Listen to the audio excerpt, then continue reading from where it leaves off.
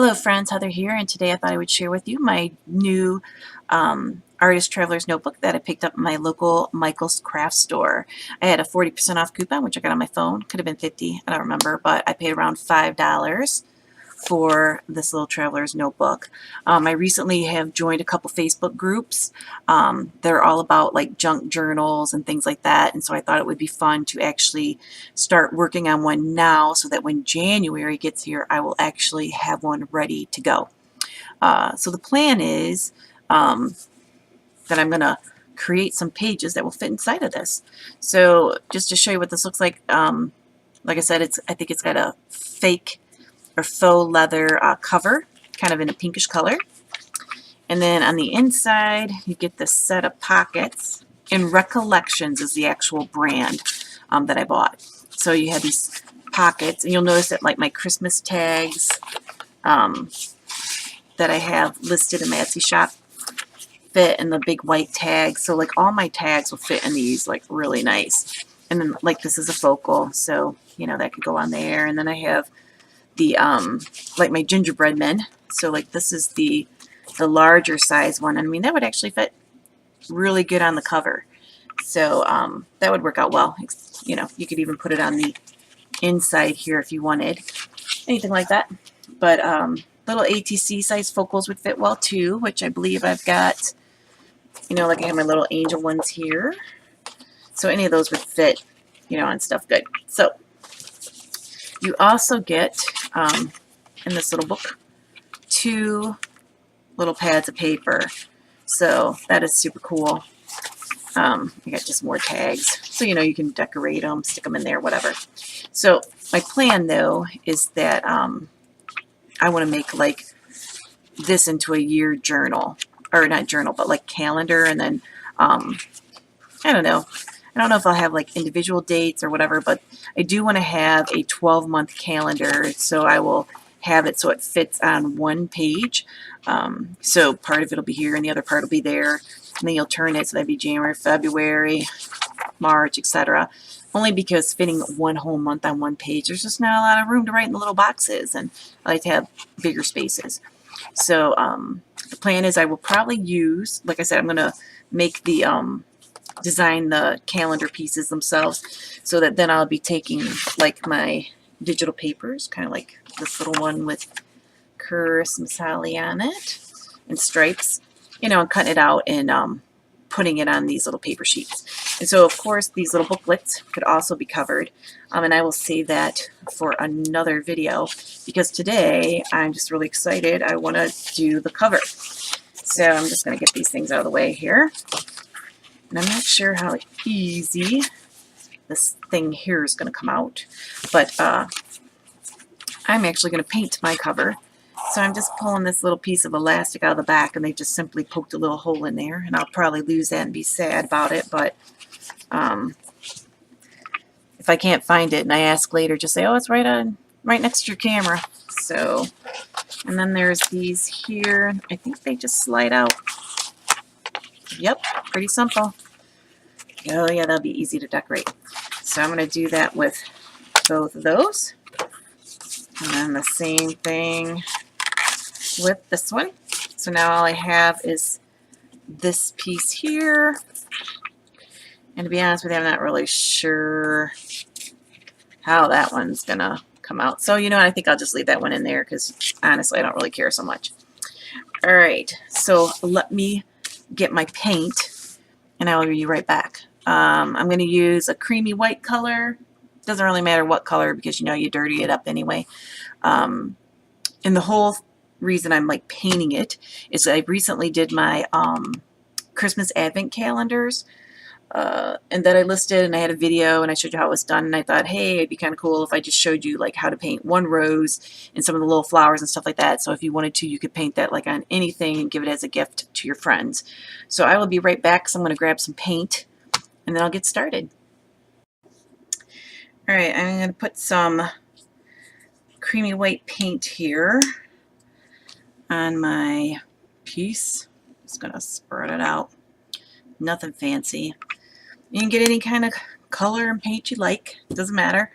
I'm just going to use this color, and I'm going to guess it's going to take a couple coats because I can see already that the other one is showing through, or the background is, which is okay because it kind of adds to the depth of the piece here. So in my little sponge brush, which I got super cheapo, I've had for a gazillion years, meaning I bought a gazillion of them a gazillion years ago. I throw them away after a couple of uses. They're just easy to do a quick coat paint on here, so you can pick these up like at Michael's and Joann's and stuff, and I think I got them where I got them for like 10 cents a piece once, so I just bought like 50 of them.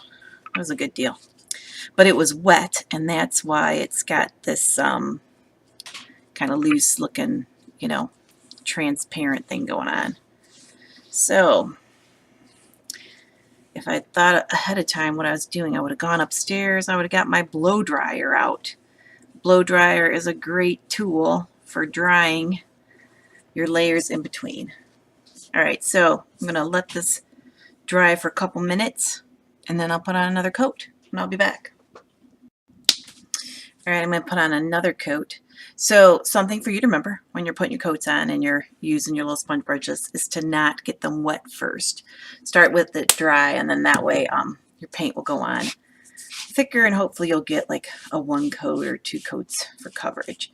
So let me just talk about brands paint. It's been a really long time since I have painted, and I know they have a lot more brands out there now, but when you just go to your local Joann's or Michael's, I believe kind of the brands that they carry there, and like at Walmart, you're going to see a few Delta Ceramic Coat, which is this kind of a label.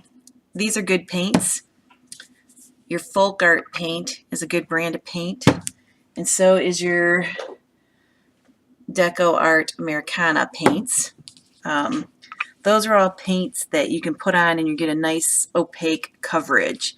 Now I believe that there's some other brands out there like by Plaid, which I think, I don't know if Folk Art is Plaid as well, but it's a better quality paint. There's Apple Barrel paints, and I see lots of people in the store picking those up and buying those because like, ooh, these are like super cheap. And the problem is that, yeah, they're cheaper, but it's going to take you 3 times the amount of paint to cover something that you'd be able to cover with, say, either Delta, Folk Art, or Americana. I would definitely say that Folk Art pigments are definitely the thickest paints and have like the most opaque coverage. So I guess what I'm saying is with the cheaper brand paint, it may cost you less, but you're going to use twice as much paint. So in the long run, you're paying the same amount of money as you would for the other paints.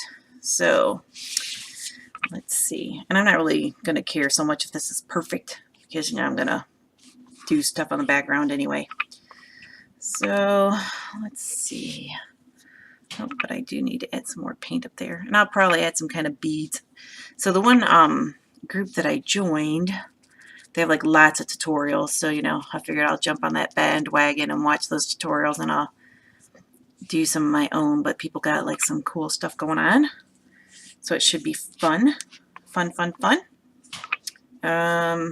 If you wanted, you could check out I have a My Artistic Adventures page, which has all my digital class sheets and everything on it, and things like that. And I don't know if I got a link to it on my blog or not, but if you wanted, you could check it out. And then if you want to know like what groups I'm joining, you know, and you want to join those groups, that would be like super cool. And I can let you know. And then we can see each other in the group. Fun, fun. And I can see what you're making. All right, so I'm going to get my little blow dryer back out because I did go and get the one that I had bought at a yard sale for like 25 cents, which is a super awesome deal. And I'm going to blow dry this real quick. 25 cents. Nice. Be right back. All right, so my other side is dry, and I got this black side here, and I kind of made a mess, and so I'm just going to go ahead and paint that on the inside too. And I'm not going to do anything super fancy because we can just, you know, make it look pretty. I don't know if I'm going to do as solid of a coat on the inside as I did on the outside. I haven't decided yet. So, and I'm not worried about my little pieces here getting covered up with paint or messy, because things like that don't bother me. So if they do bother you, you'll want to take them out. All right, so I'm going to go ahead and do this, and I'll be back in a minute, because I'm sure you don't want to listen to me talk while I'm doing something that, you know, you could do without watching me. All right, I have some gold paint that I put out on my little plastic bag here because I was too lazy to go upstairs and get myself a palette, which would have just been a paper plate. I have palettes somewhere, but I don't really need one, so it's not that important. And I'm just going to use a round brush, no specific size, and just wet it. And this is just a cheap one. And just grab a little bit of this paint, and I did add some water to it, and just going to kind of add a little bit more water because that wasn't quite enough. There we go. Because I just am pretty much looking to mess up my background here so it's not quite so white. So you don't have to use your fingers. You can grab a paper towel, you can get a mop brush, pretty much anything. I'll use a paper towel so I don't make too much mess, I guess. Grab some more water. Maybe I'll just spread that on here too.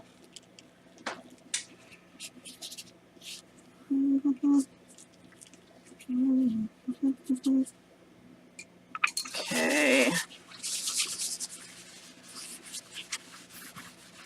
Kind of cool thing is this fake leather stuff. It's got little crevices in it, so that's cool. So, like, even if I was saying earlier, like if you were to use a like a bright white or whatever, wouldn't really matter because once you put another color on top of it, it's gonna, you know, dull it down a little bit. So I'm not sure if you'll be able to see this. There you go. There's like a gold, and it does have like a little bit of a glitter effect to it. So it adds like a little sparkly shine, which is cool because we all know I love glitter. So, which is kind of funny, but that's a whole other topic. So I'm just gonna grab some more, just grabbing a bunch of water.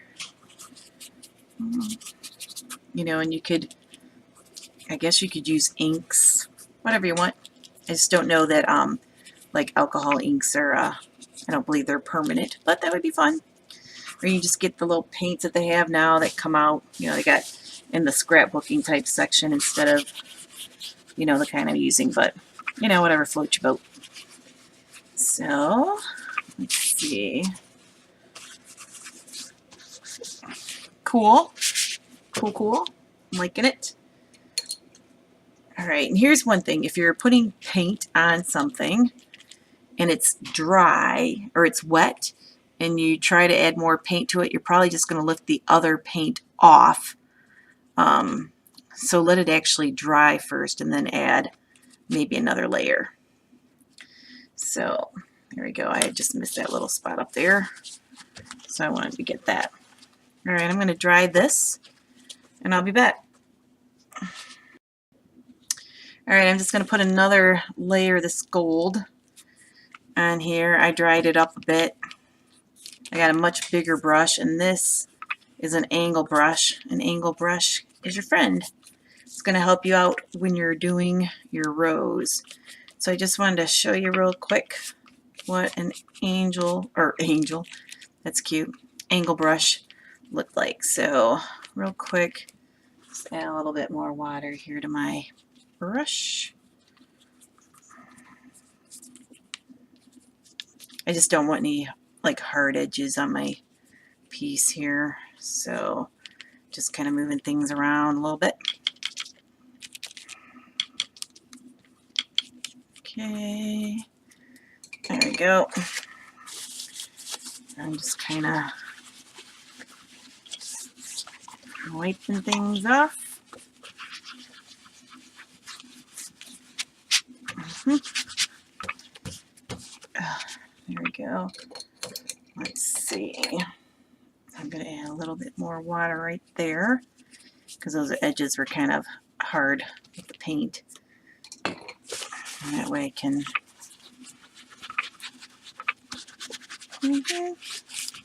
whoops.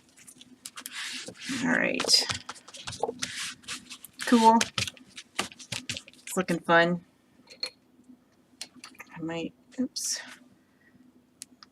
Just do a little. All right. Good to go. Okay, so real quick, I think I'm going to break my video up into like, this is the background, and then I'll do the rows, etc. So it's not like a really super long video. So for the next video, if you want to go out to the store and purchase some things, you'll want to get an angle brush.